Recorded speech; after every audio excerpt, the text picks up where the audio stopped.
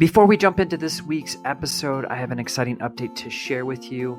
Now we have an option to not only enjoy the Aspire Mailbag on podcast platforms, but we also have video content on YouTube.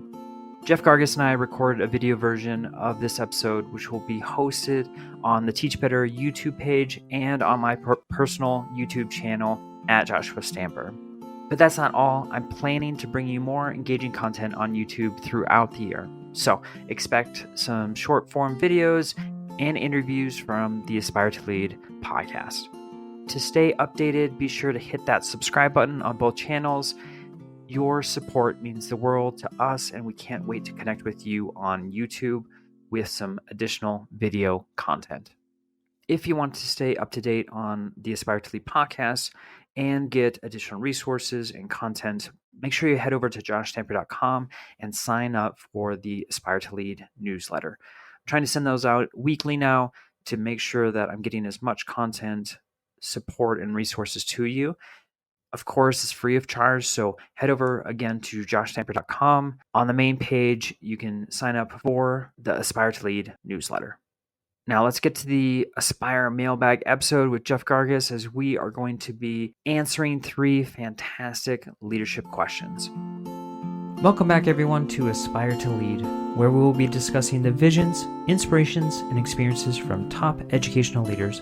My name is Joshua Stamper, and you can connect with me on Twitter or on Instagram at Joshua_Stamper. All right, welcome back, Aspire leaders. I was going to say the number, Jeff, but I have no idea where we're at. So this is the Aspire Mailbag. I'll say like the 30th episode. Welcome to the first ever Aspire Mailbag. Because I don't know what I'm doing. This is a brand new idea that we're doing for the very first time today. Thanks for having me on for the very first Aspire Mailbag episode. Of course, I had to have my good friend and Teach Better teammate, the CEO and co-founder of Teach Better, Jeff Gargas, with me. It feels like it's maybe the first because we haven't done it in a couple months. It's been a while, but I do know, like, anytime you've ever said the number, every single time I'm like, that's not. Like, it always feels way more than it. But do you even have, like, a guess? Like, I think it's like the 27th or 28th. Okay, I was going to say, I thought somewhere close to 30 because I always felt like it was high, but that makes okay. I just rounded up. Let's call it, okay, to be safe. So in case we've already done this episode, let's call this like, this is episode 27.25. So like if we've already done 27, we're okay. But if we still do 27, like if this is just the 0.25 version, it's fine. It's an upgrade. It'll be fine. Well, upgrade might not be the right word, but the 2.0 version of Aspire Mailbag. We're 2. We're here. 1.25 version of. You went the wrong direction, my friend. So, Josh, what's the Aspire Mailbag? Well, for those who may have never listened ever to the Aspire Mailbag, we reach out to you, the listener, to ask for leadership questions via Twitter, Instagram, and Voxer. And in the past episodes, we have answered anywhere between 3 to 5 leadership questions. I have 3 questions that I would love to ask Mr. Jeff Gargas, and then I just got one through Instagram that I may throw out to you also, if we have time. We'll see. The mystery question. Instagram showing up. I know, in the stories from a good friend of ours. So looking forward to that. So if you're ready for the questions, we can jump right in. I think I'm ready. I'm as ready as I'm going to be. Let's do it. Let's roll. You look ready. I feel ready. Okay. Do I sound confident? Because No, but that's another story. Okay. All right. So This one's from Mark Horner, our wonderful friend and admin mastermind teammate here. He asks, how do I help the increased anxiety of my teachers and students? I think this is a wonderful topic. This is something, I know it's a big one. We touched on this a little bit on the admin mastermind last week as far as tactics. I know Ray also has touched on this a little bit with our Teach Better Today live stream. So what is your take on helping anxiety within the classroom for our teachers and our students? Yeah, I mean, I think not to sound cliche, but I think it really comes down to environment. Like what's the culture that you're building in your building or your district, your classroom, whatever, to give them to, one, potentially decrease the level of anxiety or decrease the number of things that might cause anxiety, but also increase the opportunities they have to to address the anxiety, to acknowledge it, and therefore to work through it. And so I think creating that culture of the fact that like it's okay to feel anxious, it's normal to feel anxious. There are a lot of things here that might cause us to feel anxious and feel worried and whatever like that. And that this is a place where we can talk about that, or we can take the time to get through it, and we can all be stronger together with that. So like that's not an easy solution. That's a long term that takes a while. But I really think if you can find a way to create that environment that allows the tactics and tools and stuff that you can find and ideas you have for handling and addressing anxiety, the first and the foundational piece of that is creating the culture and the environment where it's okay for that anxiety to exist, and therefore okay to address it and try to minimize it. Minimize isn't the right word. I don't mean to minimize it, but to decrease it, right? To lessen the effects that it has on the individual, on the class, on the school, and on the district and on the community. So I think it really goes into like how do we create that foundational environment and culture to allow us to address the problem. Well, I appreciate that folks are talking about it right now and trying to build solutions. I know with our MMS mind, that conversation was, that they're seeing anxiety and it's increased, especially after the pandemic. So it's something that's more common now. And so like, what are the strategies that they're putting in place and allowing for students within the classroom? So, they were talking about, for instance, Ray's example of like jumping on YouTube and having the fireplace scene in the background for when kids were working. They're talking about like meditation and yoga, having brain breaks, and then also, soft music, things like that, kind of creating the mood, but then also trying to make it so that it's an environment that has low stress. And so recognizing it, but then also having an action plan for what that's going to look like in the classroom, where like those things didn't exist, when we were in school, where I think folks are a lot more receptive as far as teachers to, implement that in the classroom. And so folks not only seeing that there's a problem, but then like, how are we going to work with the students to make sure that that anxiety is lowered?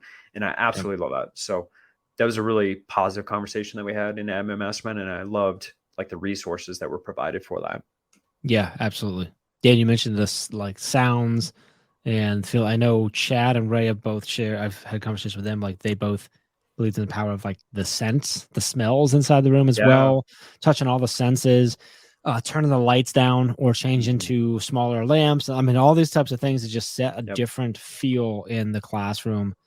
I think is one important. And you think about like, stuff throughout the school and the district, just, and I know some of the stuff comes off as, I don't know, corny, cheesy, whatever you want, but like those little things, the things that are on the wall, the things that you focus on and that you celebrate are, they do hit. Like they may feel whatever, but like they do impact people because what they're seeing and what they're reading and what they're hearing, what they're seeing you worry about and you focus on and you highlight and you raise up, that is going to adjust what they feel anxious about. Again, it goes into that culture and environment. So yeah.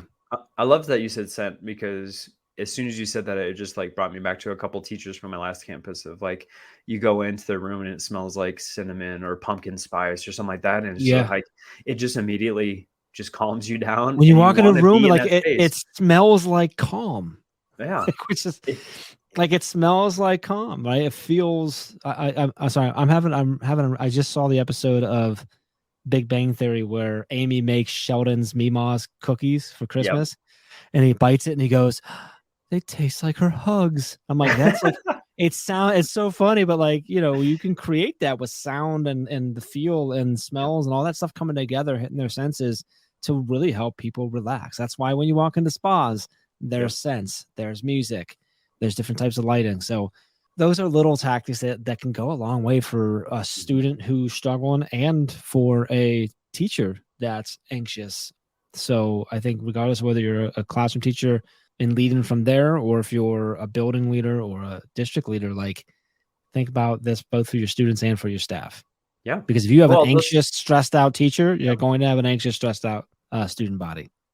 Well, the same tactics that we're talking about in the classroom, you can still do in the staff lounge. You can still do it in the front office. You can do it in your own office, because if you're anxious and stressed out, so is everyone else, right? So you may just have to put this all on yourself to get yourself calm down and bring back to a centered ground and to lower your anxiety as well. So yeah, Oh, I love it. I think we could talk about this much longer about the Agreed. different senses, but I think these were great solutions, at least a starting point to Hmm. decrease that anxiety that exists within the classrooms. This podcast is a proud member of the Teach Better Podcast Network. Better today, better tomorrow, and the podcast to get you there. You can find out more at teachbetter.com/podcasts. Now let's get back to the episode. All right, buddy. You ready for Yep, question let's number do 2? All right. So this one's from Zach Rondot. He talks about the role of students playing in school leadership. So his question is, how can we incorporate and honor students' voices in decision-making that impacts the school? So what are your thoughts? I feel like what I'm going to say is so simple that it doesn't sound like it's accurate, but ask them and then listen. Like, I know that seems really Give them a platform. but like, yeah, like ask them and then listen to them like that. You know what I mean? Like, obviously there's certain things you have to play within certain boundaries and restrictions and stuff, but like ask all of them, or give opportunity to hear from all of them, not just the kids that typically raise their hands or the kids that are the captains on the team or on student council, whatever, but like talk to the kids. We've done some cool stuff where we've had Chad and I've gotten to do, I think Ray's done some of these too. Like we've gotten to do roundtable discussions with students to gain feedback on the work we were doing with their teachers around, their instructional practices and stuff. And it was incredibly valuable because we weren't their teacher or their admin. We had no authority over them in any way, shape, or form. So they were open. And we got a lot of powerful feedback and a lot of changes were made because of that. They'll tell you, like, they'll speak their mind if you give them the space that they understand that they can speak freely, obviously still respectfully, but like freely and actually give their opinion. But then I think it's just like, if you think about when you're leading your staff and you're asking them for their voice and then the decisions you make, if it needs to be both. It needs to be you have to ask them, you have to listen, then you have to follow through on it. Because if I tell you your voice is important and I listen to you, but no action ever shows that I've listened, then like they're going to stop giving you the answers and stuff. So find opportunities to listen to your students and get their feedback, and then actually put some of that stuff into action and let them know, hey, we heard you. We ask, a lot of you told us X, Y, Z. And so here's what we're doing to do that. This is you leading our school. This is you building this community with us. So I think that's as simplified as that is. But yeah, no, I think that's spot on. And I'm going to give a couple examples of what we've done in our last campus was, allowing students to have that voice in leadership opportunities. So like if it was a staff meeting, like we had a student survey that went out. And so instead of the admin team presenting that material to the teachers, we actually had students come in and explain like why the students said what they said. Because I think a lot of times things happen on the campus that the teachers didn't realize, and they were bringing things to light of like, this is an issue and this is why this is occurring on the campus. We also had every committee that we had obviously our staff members on there, but we also had a student component where students would be a part of those. And it didn't matter if you're straight A student or a student that's struggling, any student that wanted to participate could. And we got a lot of valuable insight from them through that. Obviously, student council is something that's pretty popular in regards to getting student voice. But then we also had student-led committees also, where staff was there just to make sure it was a safe environment, but they weren't a part of, making the agenda or dictating, what they're going to talk about. And especially things on like race and some of those like really hard hitting topics that schools have to really address, to hear the students. And this is secondary, obviously, but to hear the students like have a voice in that and to try to combat, things that were going on. If it's things like vaping on campus, there were plenty of students that knew that it was occurring, but they wanted to stop, so they were creating the plan of like how to work through that and to find a solution to make sure that that wasn't happening on campus. And like to have student ownership or, like the TikTok stuff going on, like kids were vandalizing the bathrooms. Well, there were a lot of kids that were upset that was occurring because they wanted to use that right to go into that space and feel safe and not have to witness that. So they were thinking of solutions on how to combat that. So it's amazing once you give them that forum and that opportunity, just the amazing reflection, suggestions, the things that they come up with it's really powerful to sit in and to listen to that. And I think a lot of times we just don't give them enough credit. Like they're too young or they're too immature. They don't possess the skills. But, once you give them that forum, amazing things happen during those conversations. Yeah. Yeah. I love all that. And I think that you hit on a really good point of the fact that like a lot of times the things that you want to change and get better, so do a lot of the students. At your point, they're possibly already thinking about, maybe they're already mobilizing, and now you can support them, and that's gonna show them that they align with you. I think that's a good thing. So Yeah, like 90% of the students on your campus are doing the right thing every single day. Mhm. And, we are so hyper focused on the ones that aren't doing the right thing. But if you look at the percentage of who that is, it's typically like 5 to 10%. So let's give those Yeah. 90% the voice that they deserve in, solving the issues of the campus. Yeah, love it. All right, man. Well, this last question might be controversial. I know whenever it was brought up on our campus, it was something that a lot of teachers and parents had voices concerning. But this is from Alex Valensic. So thank you, Alex, for bringing this up. But his question was, what are your thoughts on the contradictions of school dress codes? And he gave an example here. He said, for instance, shorts allowed, but holes in jeans are not. So there's probably a lot more contradictions within the school dress codes, but what are your thoughts, Jeff, on this question? So, yeah, I don't know. Like that one, I'm laughing at that one because I'm like, me. well, that one's a good instance because like I'm sure that's the actual example. That's not just made up, but like, why? Why can't? What is some kid having holes in their jeans? Or for that matter, a teacher having jeans with holes on. Oh, a teacher with jeans on. Oh man, that's crazy. But a teacher with jeans on that have holes in them. How does that actually negative impact anything at all? It doesn't. Like that's the answer. It doesn't unless someone makes it. And so I think when it comes to dress code, for me, it's a lot. It's really important. Like I think a lot of them are just because they've been there, or one specific instance happened, so they changed everything, which I think you really have to look into. I think you really got to look into like, why is this part of our dress code? Like, can we give an actual honest answer? Like, why is this thing part of our dress code? And does that actually make sense for either creating or maintaining a safe environment for students? That's pretty much it. Safe, like safe and appropriate, but like that's such a like a very like relative term. But like I can understand things like, all right, let's not have clothing on that has profanity on it, depiction of violence, things of that nature. But like outside of that, like I think there's a lot. I think it's pretty well documented that a lot of dress code things also target young girls. Yep. And not for the right reasons. Yep. So I think it's really important, regardless of what it is to really look at your dress code and say, okay, like, is this actually like, what is our actual purpose for this? Why is this actually here? And the contradictions, I think, are really easy to see in a lot of cases too. So I think, I don't know if that all makes sense, but I think that's the biggest thing is like, you got to look at what's the reason for it? What's the actual purpose?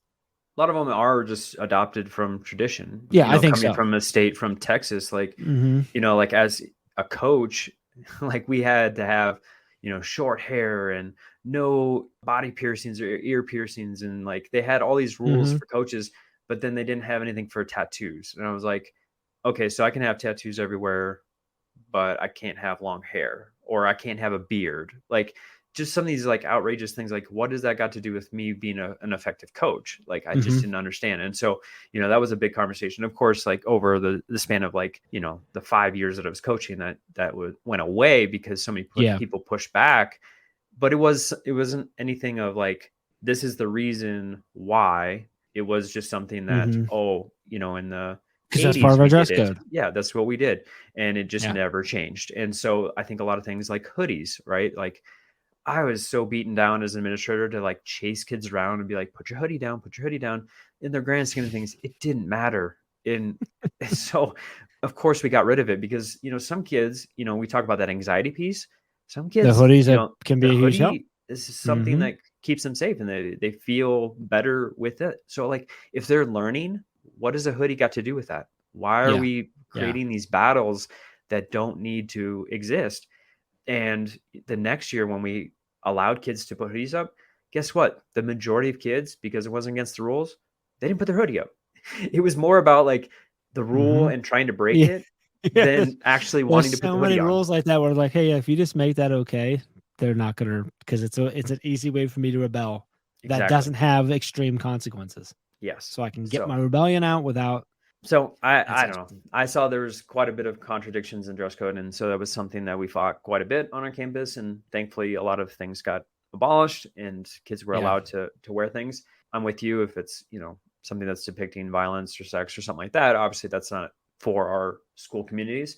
But also, talking about the student voice, like Zach's question was, there were some girl students that, felt really targeted with the dress code previously. And so we brought them in, we got their voice. Where are the contradictions, and they made some wonderful, amazing points that were extremely mature. And they were very vocal about where they felt like this was a target specifically to our gender.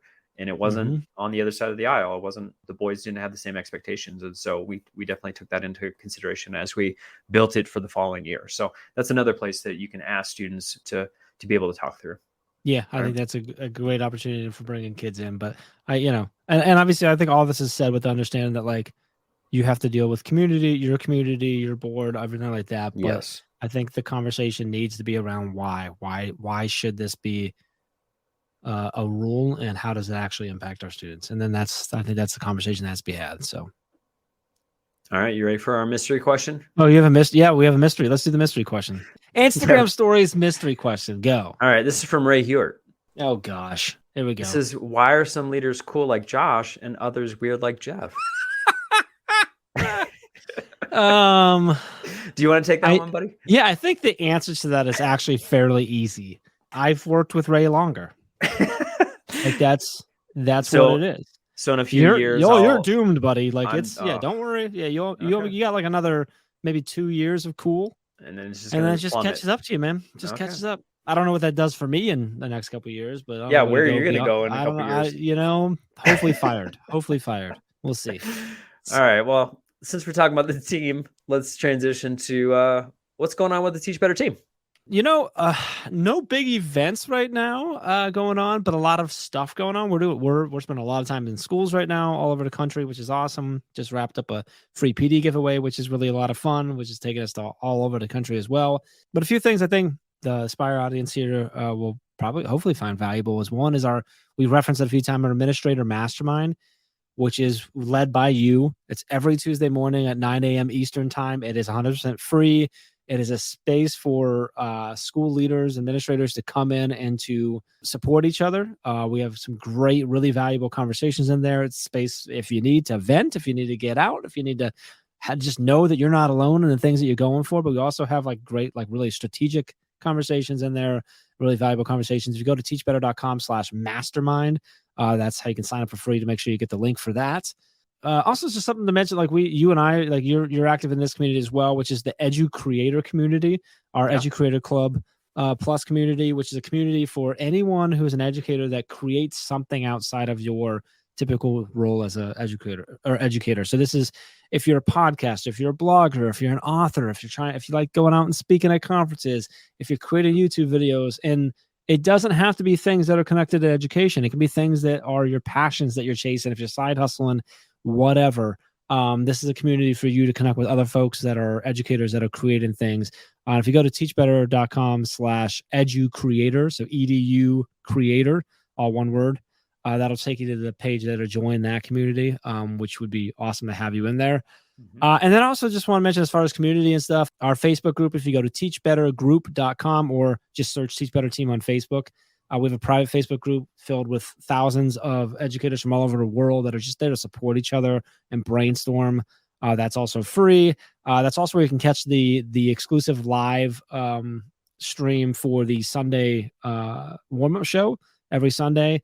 It does get aired other places on Monday evening, but on Sunday evening is where you can join Brad and Ray and our special guests there live, as well as all of our other live streams are in there as well. Great community. So teachbettergroup.com. So those three things I think are three things to check out. Yeah, I think that's it. And then of course, all the resources just over at teachbetter.com.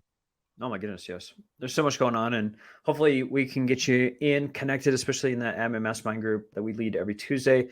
all those things, for the Facebook group and for Admin Mastermind specifically are free. And so definitely jump in those communities. The educator community, I absolutely love that space. Love being a part of those conversations. Ton of resources and like-minded folks that are trying to have the same goals as far as creating education resources, and love being a part of that community. So Jeff, as always, thank you so much for being a part of the Aspire Mailbag. For those listeners, if you do have leadership questions, you can DM them. You can email Joshua at teachbetter.com. Always looking for wonderful leadership questions for us to touch on each month. So Mr. Gargas, appreciate you as always. Appreciate you, brother.